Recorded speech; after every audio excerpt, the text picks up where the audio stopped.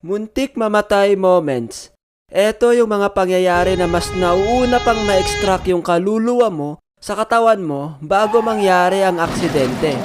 Pero bago natin umpisahan ng mga malabobo kong pinaggagawa ng mga bata pa ako, sino na dito ang nakaranas ng mga to? Nadapa habang naglalakad, tapos kunwari nagpupush up dahil nakatingin si crush. Nauntog ang ulo mo dahil hindi ka tumitingin sa dinadaanan mo. O kaya nauntog ka dahil matangkad ka. Nauntog ang daliri ng paa mo sa paa ng lamesa. Nakaapak ng tae. They ask you how you are, you just have to say that you're fine when you're not really fine, but you just can't get into it because they would never understand. Nakaapak ng pako. Di naman masikit. Nahulog sa kama habang natutulog. Nahulog sa hagdanan at marami pang iba. Kaya umpisahan na natin ang kwento. Subscribe! Sana all! Noong mga bata pa lang kami, mahilig kaming umakyat ng puno. Kahit anong puno, basta may prutas na makakain. One time, kasama ko yung tropa ko. Pumunta kami sa bahay ng isa pa naming tropa para kumuha ng bayabas. Pagdating namin doon, agad-agad kaming umakyat na 3 sa puno. Habang sarap na sarap kami sa pagkuha ng bayabas, may naririnig kaming kakaibang tunog.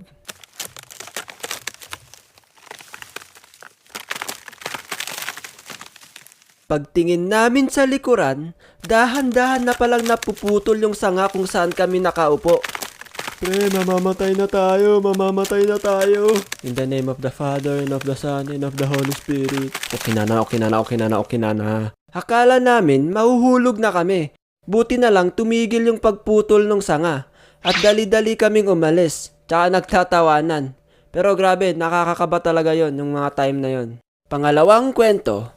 Naglalaro kami noon ng mga tropa ko sa isang bundok kung saan may parang slope, tapos doon kami naglalaro ng slide. Habang naglalaro kami, may nakita kaming putol na kawayan. Naiisip mo ba ang naiisip ko, Jen?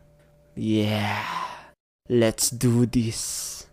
Dahil ang lakas ng tama namin, kinuha namin yung kawayan, tapos doon kami sumakay. Alam nyo yung parang sa banana boat? Ganon ang itsura namin. Nung nakasakay na kami, nagtataka kami bakit hindi umaandar. Uy, mabigat ata tayo. Halis muna siguro yung iba. Pagkaalis nung ibang nakasakay, bigla ba naman kaming umandar ng sobrang bilis. Shit. Uy, Jen, mamamatay na tayo. Mama! Buti na lang, tumigil yung pag-andar namin. Kung hindi, baka bumangga na kami sa mga kahoy na nasa baba